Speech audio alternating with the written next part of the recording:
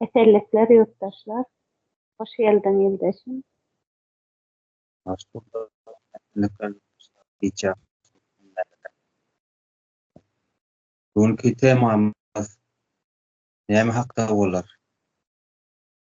Buyurun aýdyp otuň. Bugünkü temamız meclis barada. Olacak. Başını biraz men başlayayım. Bol meclis sanatçakmyň da ýokdur. Hava, meclis neme? Bütün dünyanın meclisi neme de? Hemmesi diyen yani biraz açık küçük üstleşmeler olaymasa. Bütün dünyanın nemeleri, meclisi, parlamentleri değil mi? Hemmesinin bir meclis funksiyası vardır. Mesela meclis nemenin, yurdun en uly kanun çıkaryan organıdır. Dinece kanun çıkarmak bilenem çeklenmeýär. Nemenin bir funksiyası, ondan başka bir funksiyası vardır. Mesela yerine getirici organlar kontrol etme funksiyası vardır. Mesela yine Ya, her yurdun deme. Hökümet kontrol edýär. hava hükümeti yani, yerine getirici organı demetme, kontrol etme demesi var, yetkisi var da. Mesela mene prezident eğer konstitusiýany dadı bozaysa, şonu uzaklaştırılýarlar da. İşinle. Ya, Şöyle doğru hormona. yetkisi var. Ondan sonra budjeti, yurdun budjetini, yıllık budjetini tasdiklamakta da neme tasdiklar da şeylelik bilen yurdun finansi resurslarından kontrol etme yeteneği vardır. Yani yetkisi vardır bu organın. Ondan sonra vatandaşın hakkını, hukukunu temsil etyen bir organdır. Yeter yetmezçiliği yurdun içindeki çıkan problemaları ortağa alıp maslahatlaşıp şu problemaları ortağa alıp çözüp yetkili değişli kuruluşlara da bu meselede şu problemleri çözmekte iterli deryen bir kuruluş şu hesaplanýar. Görüşümüz yani bir näçe esasy vacip bir funksiyası vardır. Yani şöyle umuman alsak yurdun ıkbaly meclisin ne derecede işleyen ne bağlı da ne derecede kaliteli işleyen ne bağlı bolýar. Bizim Türkmenistan'ın meclisine geçsek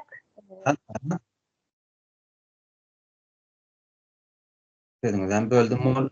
Meclisin işine laýyk ýani şonda işleyen mecliste işleyen deputatlar diýerler ýa wekil diýerler. Şolaryň laýyklygyna görä yurdun ykbaly şolara bagly diýen ýalda, ha? hava laýykly insanlar ýerden de bulan nemelere bağlı.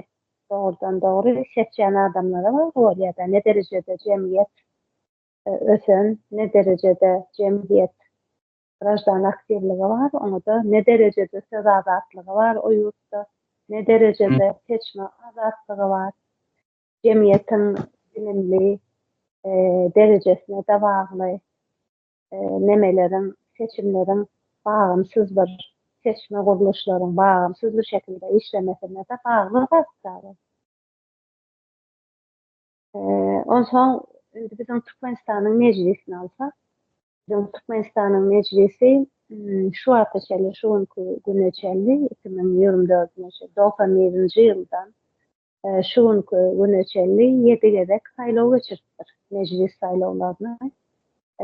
Birinci saylaw 1994 ýylda geçýär. O wagty nemäniň Türkmen Sovet Respublikasynyň ýokary sowetynyň meclise geçiş bolýar ilkinji seçimde. Ondan soň ikinji seçim 1999-da bolýar. Üçüncü seçim 2004-nji ýylda bolýar. Dördüncü seçim 2008 yılda bolýar. Bular bu seçimlerde ýekece partiýa, Adnan Partiýany bir partiýaly seçimler ýaşap atdyňa bir partiýa bar eken. Ondan soň 5-nji seçim 2013 ýylda bolýar. Ýan bir ýerde bir partiýa ýene-de döredilýär. Naga partiýany bolýar da şonda. Bir partiýa ýene döredilýär. Ondan soň 6-njy seçim 2018 ýylda bolýar. 2023 ýylda da 7-nji seçim bolýar. Ondan soň 2020 ýylda meclis iki palataly meclis edilýär. İki palatly bolýar. İki palatny biri halk maslahaty, aşağı palata meclis, milli geňeşlik ýerleşip atdy. İki palata milli geňeş bolýar. Ýöne 2023 ýylda ýene-de bir palatly näme geçilýär. Parlamento meclise geçilýär. Şon ýaly iki partiýany wagtda ýokarky palatada 56 adam bolýar.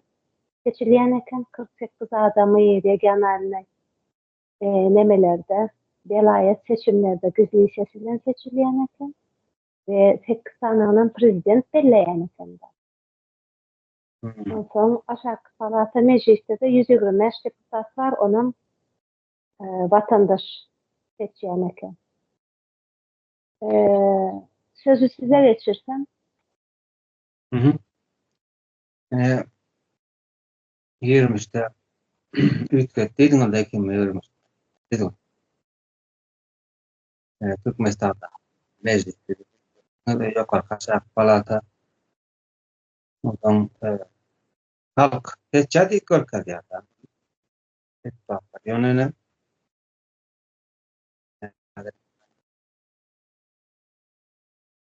2018'de ýalňyşmasam o amadan bölümde täze 94'den 98'a bölümde şu adam bolşaly ideli halkyň elinden çekilen tokwa portagaçlarda ýenelerde agsu ýok, ýol ýok, kanalizasiýa da hiçem ýok. Näme çöp ýani muhtarak edilýän näkedär mümkinçilik ýok. Bara sosial hyzmat ýok da. Benim sonunda ýolmy bilen togmy elektrigim bolsun diýip yaşayıcılardan näme arda yazdık. Kime yazdık onam yarma dedik. Yazdık yazdık. Gol topladım da aylanıp. Şimdi şol halk sayılarım olsa gol topladım da devletin adından deputat bollara da oradan halk vekilliği alalı. Deputat bollara şol ilgilenmeler doğrudan salatlar. Yoksam onun yaldatlara bir tanam da oğlum deputatam halk vekilliği. Var mı?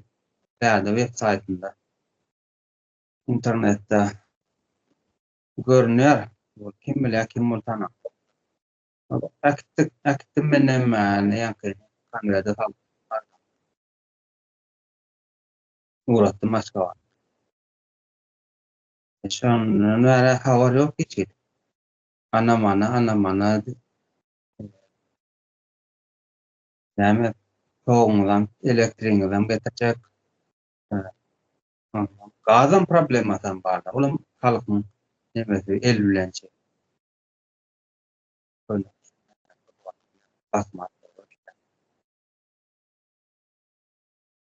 Ya ne deputat buram yok tutar aylan ne deputat ne aladan ne diyeceğim şu ne transfer water var ne ağıt su var ne yol var. Aslında şol bizim bölümde harita oyunca yolum çekilmendir esas yol. Ya koyulun yol hükmünde.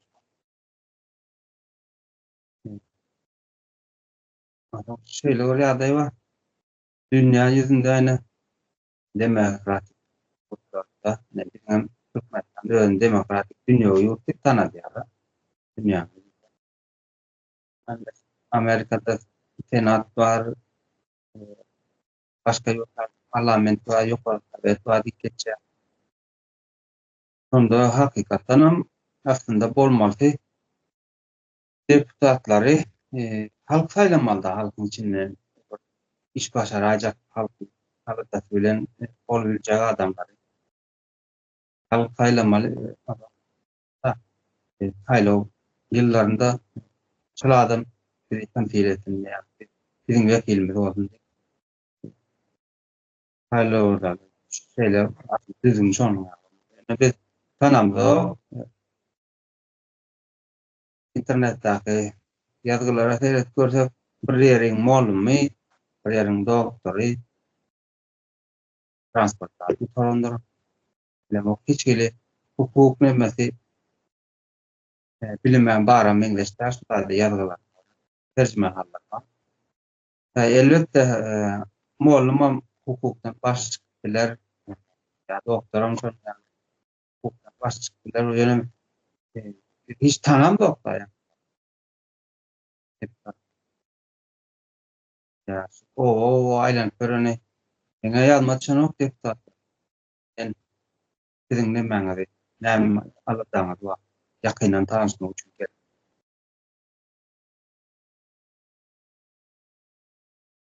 Tanınça bilemok her tarapdan kime, üçtüme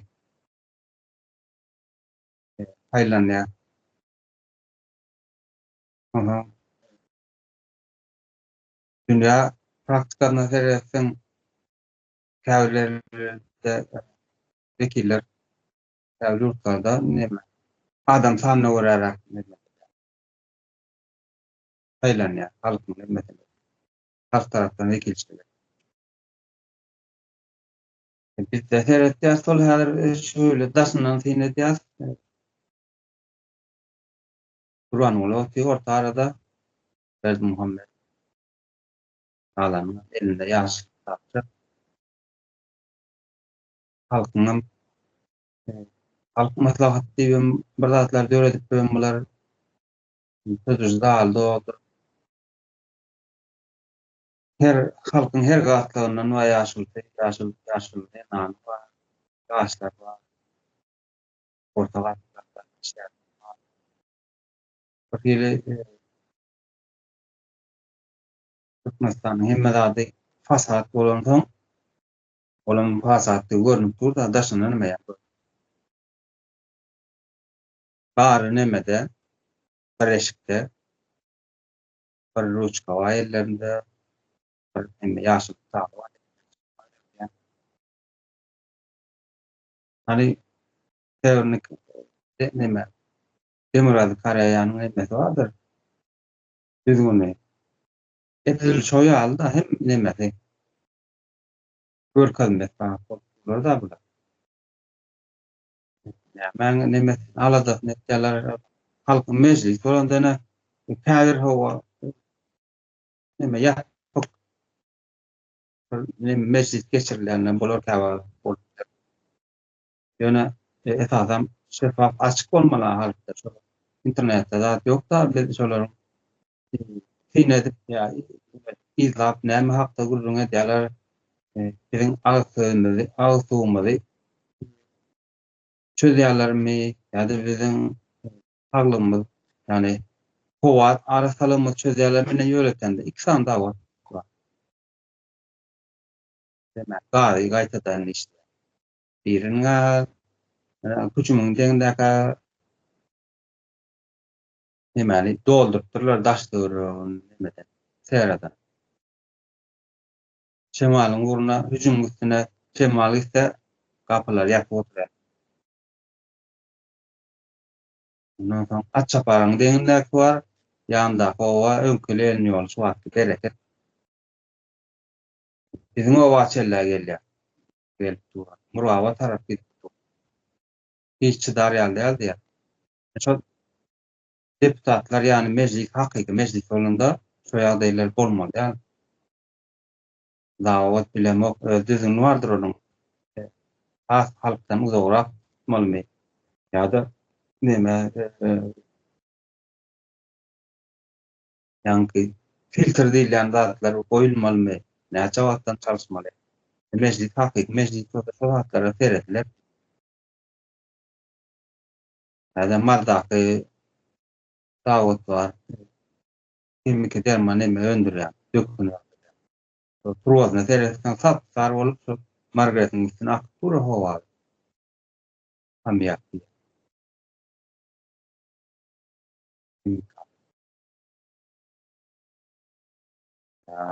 Montaýna aýtlarlar döwlet telewizionyasy nästan kanalyma 7 tane kanal bar. Şolaryň birinden çykyş ederdiler, näme ýöletenden plany yok man molum bolmaly diýilen zat däl. Ana bolup biler, maldaram bolup biler. Şeýerinde halk üçin ulgatdyr. Hukukdan baş çykýan döwlet işler nähil edip alyn barlýar. Çıkardı halkın önünde çıkış eder de yani halkın beni ortaya çıkardı. Şimdi yaşında problem meseleler var. Öyle etrafında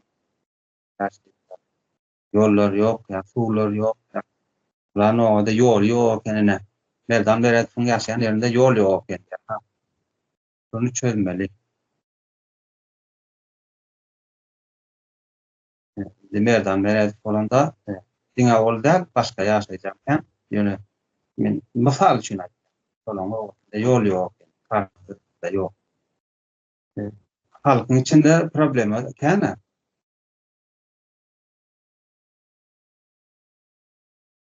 mesela ne için hiç öyle çekeleşik yok. Hatta hakim diyen orada vardır. Şolaran tanımamız yok da. Yine 21. asır diyor ki köşeniyor yurtlarda internet hızlı ortalama 100 megabit. Bizde edil yöretende 1 megabitim yok. Havada internet. Wi-Fi'da 1 megabit kovrak olmağı mümkün yani ortalama 3 megabit görür. Yani şol mesele çıkıp dur. Halk vekilleri şu meselenin çözen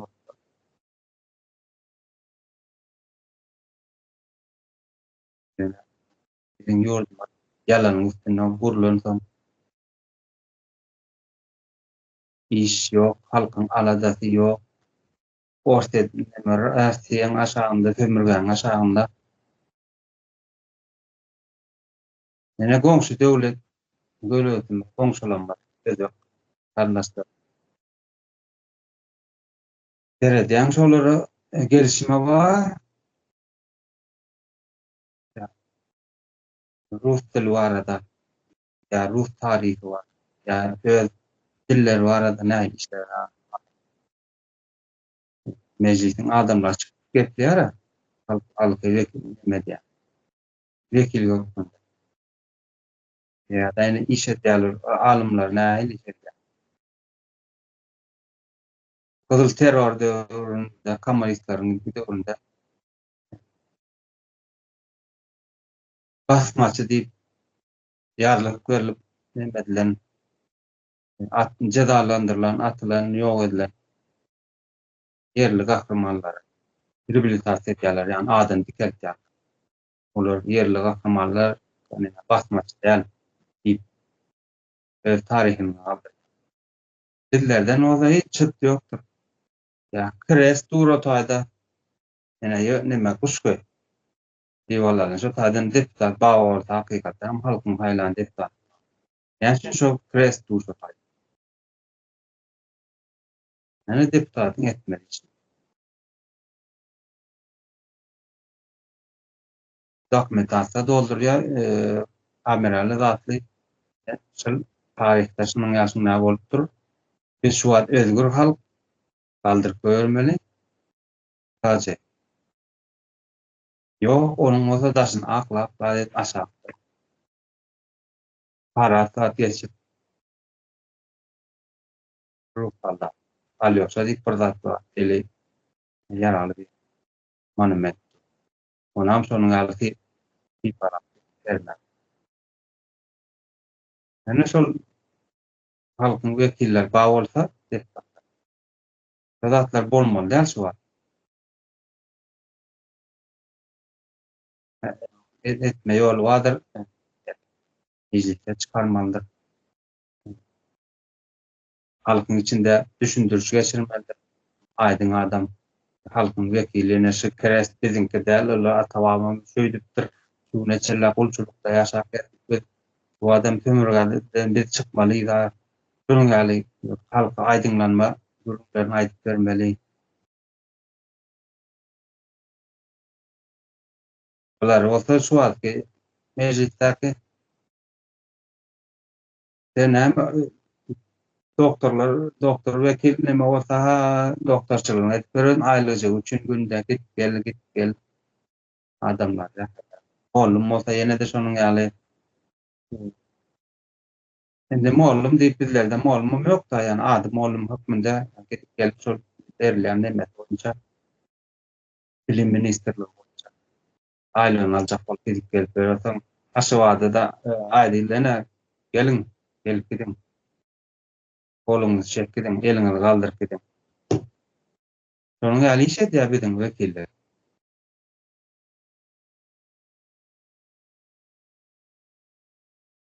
Ondan meclis ya parlament aşağı palata olun yukarı iki palata olanda ne olur? 120 220 olanda ne? İçeri yakıp nemeti yok halka. Dine ziyan ediyorlar. Näme karar kabul edilse, yani daşa devletlerle kontraktalaşandır nämäniň Türkmenistanyň ziyanına meclis devlet kuruluşu bolanda hakyky meclis bolanda şonu ratifisiýet etmeli ýani kabul etmeli şonu meclis.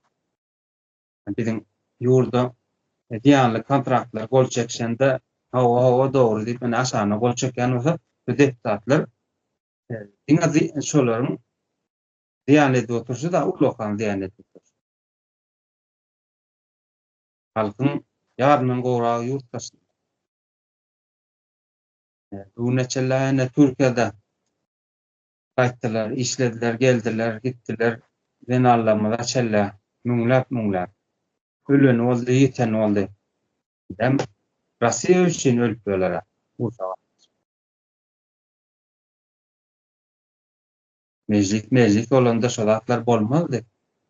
Ya bir yarım iste oyunca gittiler. O has yurdundan has aylıklar ki bu yer taptılar. Ya bir bile muhawasyny, hawasyny gördüm. Bu gördüm işim var yaşayacak diye ödüyordu. Barlar gittiler yani böyle masaya gitmene hakkı yok da meclis olarak. Onda gezmene gidenlerinde ağzını doldurup geplemeyen başarayanlar dünyada enerji korularında bir 4. yerde, 5. yerde, 3. yerde. Hiç de öyle değil hakikat.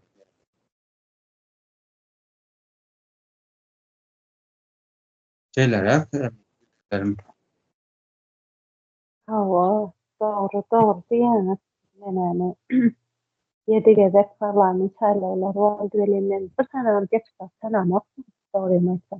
Ýekeje saýlawda gatnaşamak.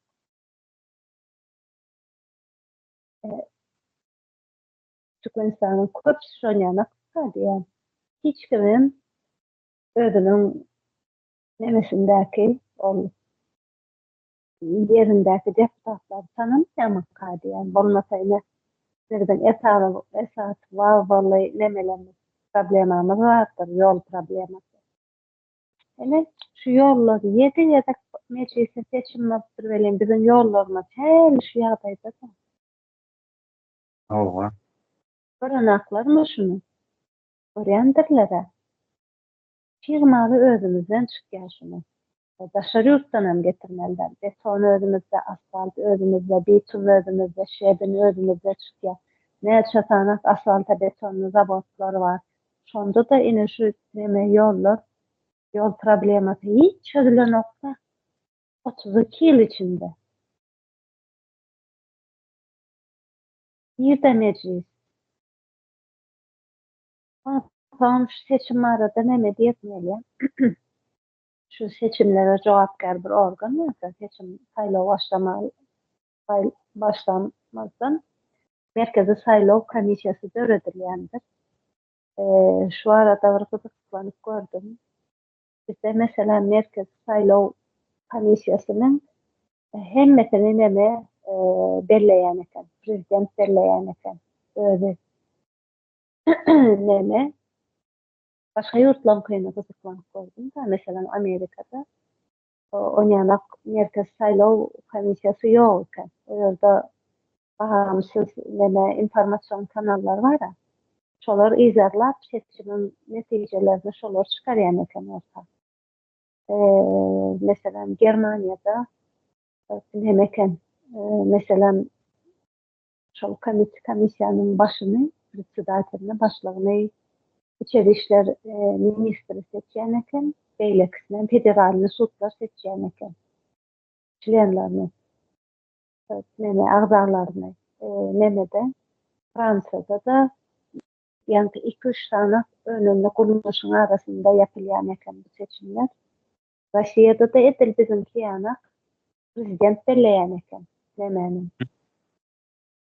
O prezidentin bu Merkez Saýlaw Komissiýasynyň üstünde iň uly etkisi bar da, isleýän adamny seçip goýup bilýär da, ondan soň manipulyasiýa kan edip bolýar da, falsifikasiýa, manipulyasiýa edip bolýar. Ondan soň saýlawlarda hiçem bizde международный наблюдательler bolýar da, finçiler, halkara finçiler.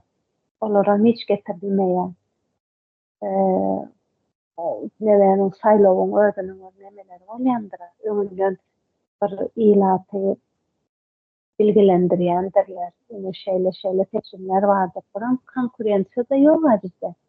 Şol seçilen adamlar bir-biriniň arasynda Amerikada görýär da nähili tantana galdyrýarlar. Vay, konkurensiýa, bütün agitasiýa da bolýar. Munyň esas nemesi agitasiýa da. Bular özüniň etjek işini ilat bilen doşuşup programmasyny sunmalydylar. Şeýle programmasyny halka sunmaly, ondan soň denetmeli, özüni tanıtmaly, çykyş etmeli, agitasiýa etmeli, däde finansiýowaniýa da bar. Hatta hiç hepsi bizde ýok. Sebäbi demokratiýa var döwletlerde bolýar eken, biz demokratiýa. Buradan demokratiýa geçip bolmaýas da.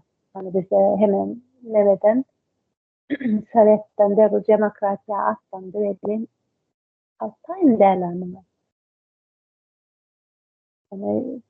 Yani saýlaw bolmak üçin hakykatda laýyk bolan adamlar seçip bilmek üçin hem aktiv bir jemgyýet gerek.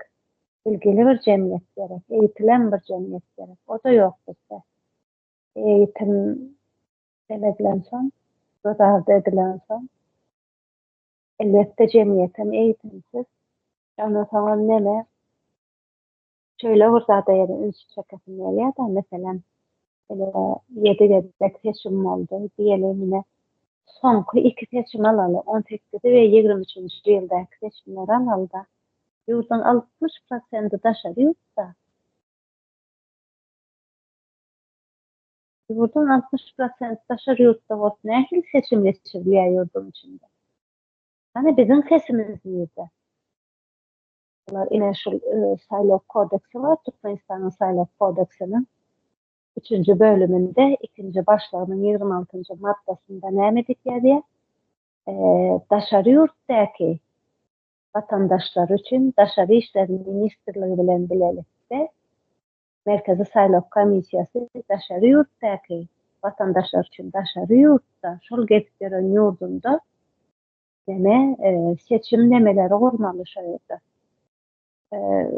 Guramaçylykly seçim nemeleri bolýar, sesini vermek üçin seçim okruklarını döretmeli, bir ay öňünden intihar mürabat etmeli ya da internetten seçim bolup biler. Mesela näder internet var. 21-nji asyrda ýaşaýat, internet var. Internetin üstü bilen hem saýlaw geçirilip bolýar diýene birazdan ýeşedi edilen var. O da şol ýurtdaky 60% adamyň sesi niýe kime gitdi? Ýurdun 60% ses beren var. Nähili bular seçilýär?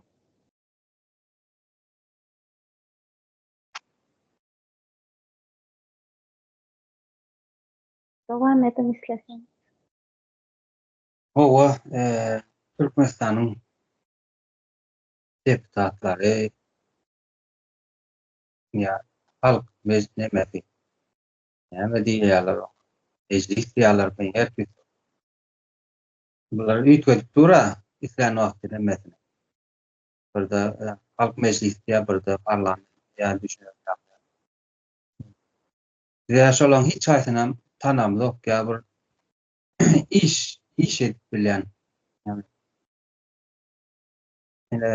ýanky nemede görkezýärler da näşe maslahaty meclis onuň gurrun edildi, bunyň maslahat edildi. Şeýle kanun eme kara kanunlar alındy. Hiç gelip o taýda bir gyzgalanly. Bir neme giden nokta. Gurrun giden nokta kim pikirini aýdyp durmaly taýda dogry dogry diýip nanlaýanlar bar, ýalňyş diýip nanlaýanlar bar. Tähkik üçin şeýle hereketler bolup durmaly. Ene diliň mekdepleri Akkoýnak ýa-da garajal bar. Gelte jorrak giymek bolanok giyip neme giyip bolanokmuş. Yani dress code var. Ya-da gyzlarymyza giydirerler. Çogur börüp, çogur örüm elinde yüzük bolmaly däl, gulagyňda näme daky bolmaly däl, boýnuňda ýene şol owadanlyk bolmaly däl. Beregiň çogur ýaşyl koýnak, ýa-da çogur gök koýnak. Neme inkubatordan çykan neme ýumurtkalar bolar, ýumurtka jüjeler bolar, sapsary bolup bar bir. Çogur düşün neme im döküler bir. Bu bar bir ýer bar ýandyr. İdilip görülen ýani nähil diýip aýdyn. Ul ýetiştirme nemesimi ýa mankurt ýetiştirmemi. Maňa öwredilen demek, kiçirak wagty maňa öwredilen. Oğlumlar bir intelligent bu işleyen adamlar bolýarlar. Yok görüp otursak bolar awar oýnatga kene 1000 manat 2000 manat aly üçin ahlagyny ýitirip bilýän bir neme kene ýaşaýjy kenda iýiçip meýdana gidip gelýär.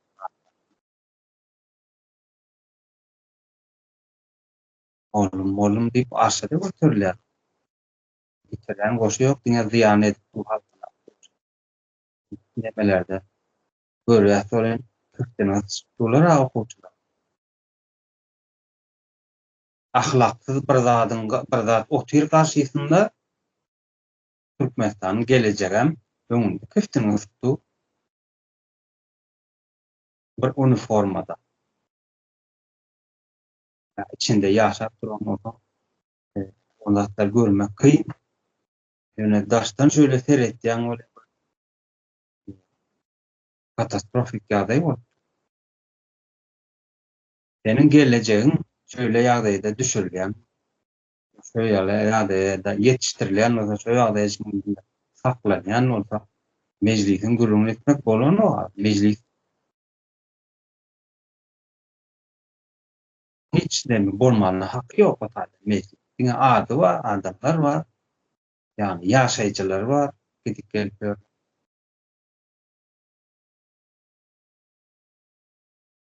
Senin ýurdun geleceğin dekkilenip dur. Yetimräk, ýuwaşrak maşgala bolsa, gyzlar ol mahkemede diýilen zatlara hyzmat etdirilýär, müfettişlere hyzmat etdirilýär. Yaşı yetsin, yetmesin o arada hiç gürrüm yok. Onun mertebesi sepetleri. 3 Meclis nesil olan guşagy, o 3 nesil guşagy bilimsiz goýdular ha. 3 guşak. Kim bermeli munyň jogabyny? Näme diýmek? Nesilini bilimsiz goýmak näme diýmek?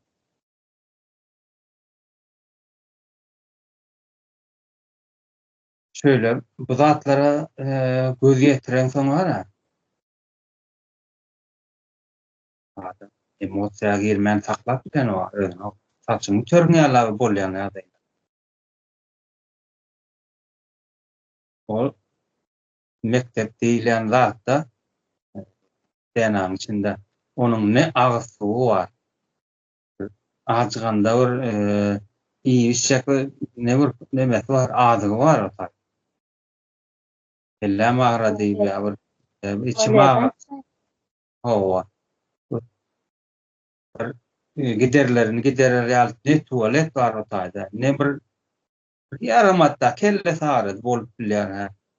Ya bir içarady bir derrew şoň özünde doktor bolmaly, ýa-da psikologlar bolmaly. Bar derrew şoň çagajaga bir aladat nedip derman jagastat dermal derman bir ýatyp dur diýip aýratyn bir neme nemesi bolsa bir diňjal bolajak ýeri bolsa ajil nemesi edil şowat görülüp boljak, hyzmaty görülüp boljak hiç kim mümkinçilik ýok. Meclis bardy, çeýle ýol töwereginden gürrüňi edip oturmalylar. Meclis bolarmy? Ol biziň mektepde tualetler barmyşyň içinde kulplap goýarlar. Näme üçin o ýaşaýjylar, ahlaksyz ýaşaýjylar, ene molumlar girip bilýär. Okuçular girip bilen o. Okuçular gitmeli tapdy tualete daşary. 500 tane mektebe okuça bir tane tualet. Nädip ýetsin o?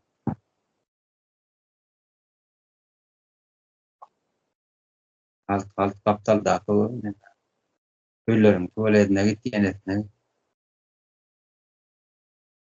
Ene meclis deputat görjek bolsalar.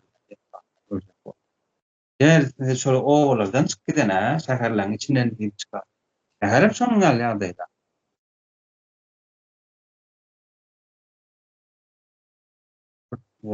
Dünýä hukuk öwrenlersiň, döwletiň nähili dolandyrşy ýa-da öwrenlersiň soratlary diýen gözüň açylar ha, görürsiň ha. Sen döwletini pristavlat et ýani wekilçiligi boldy diýse bir giden şoňa wezife ýüklenýär aşaýa. Ýasly saatlarda, çagajyklarda olaň içen tüýtleri, olara berilen göksök, makaronidir ýalar ha, çagalar. Son makaron.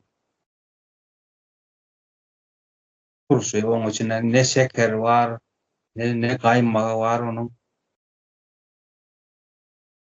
Bir ahlakly adam bolsa, şo meclise birini taýlasalar, sen döwleten pristavlat et, ýani wekil bol diýip.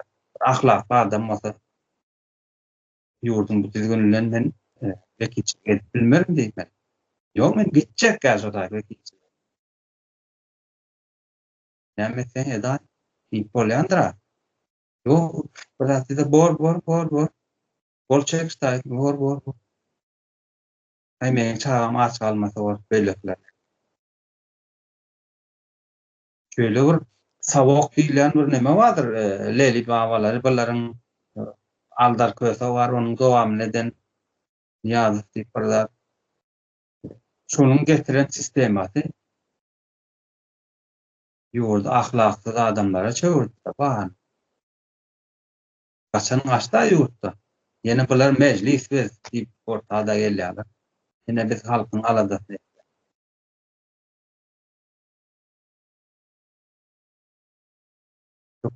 Kıyın dağıtmak şol. Geçecek gel şol vekilçiligi. Siz bu yurdun bu sistemini görüpdüň, o käýerleri köp halkyň köpçüligi görüp bilmede de özüni men döwlet edarasy diýip işleýän nemede giri çykyp öler, bilýärler. İşiňden çykart aýdylan etmeden. Ya oğlum KGB'de ene Mehmet işläp ber. Oňa zaýan etär. Ya oğlum sen azad dokap ber. Oňa zaýan etýmasyn. Näşeň gal tehditler ulanýarlar. Ýetýän bolsa ýetsin diýmeli şoňa. Kime zaýan etär. Sen bir ço toprakda ganyň döküldi. Ço topragyň bir nemetäden parçada. O sen san çağan we ýan ýoldaşyma eniň atan bakylany Mehmet işläp. Neme? Ýetýän bolsa ýetsin şolary diýen senem çekişmeler şol halkyň derdini. Şu Mehmet'e da sen işläp berýän ya prokuraturada işläp berýän ya men Tawskoýda işläp berýän doganyň ya aýalyň ya bir adamyň bolsun tapady ýakyn. Şolarym diňe ziýan edip durar. Halkyň. Öyle ahlaky ahlagyň wara ýere çalyp ýene de istesine de sen şu halkyň ezilmegine, genosit bolmagyna, gümünçek Türkiýelerde ölmegine, orsetlerde, näme Rossiýada ortlar üçin, ýani Putlar üçin, ýani Putin üçin ölmegine sen göz ýumdyň, ýani göz ýumbaňda üstüne de kömek edýän atyň.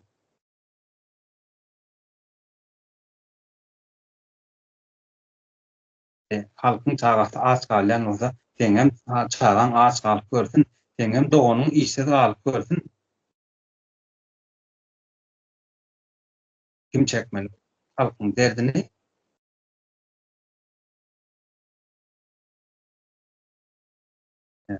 sagja bolan, namatça bolan. Şöyle devam etsen 32 ýyl içinde, 32 ýyl içinde demek hiç problemi çözmediler ki bugün millet daşar ýurdaga çykyp barýar. Yurt başada. Yurt başakanda kaçan kaçana. Ha näme demek bolar? Meclis diýen zat, meclisimizden, hökümetimizden deňe fasat ýanaklarda konstitusiýanyň deňe dünýäniň gözü üçin ýazlandyr konstitusiýa. Yurdun içinde ol saltanat ýanak öňe agzdan çykan demeler ýörelgede. Hökümler. Fasat diňe bilen meclisem fasat, hökümetem fasat, konstitusiýalaram fasat, hemme zat fasat. Yalan. Durşuna. Yani şular ine şu mecliste oturanlar yurdun içinde bolýan zatlaryň uly günäkärçiligini çekjek adamlar şulardyr.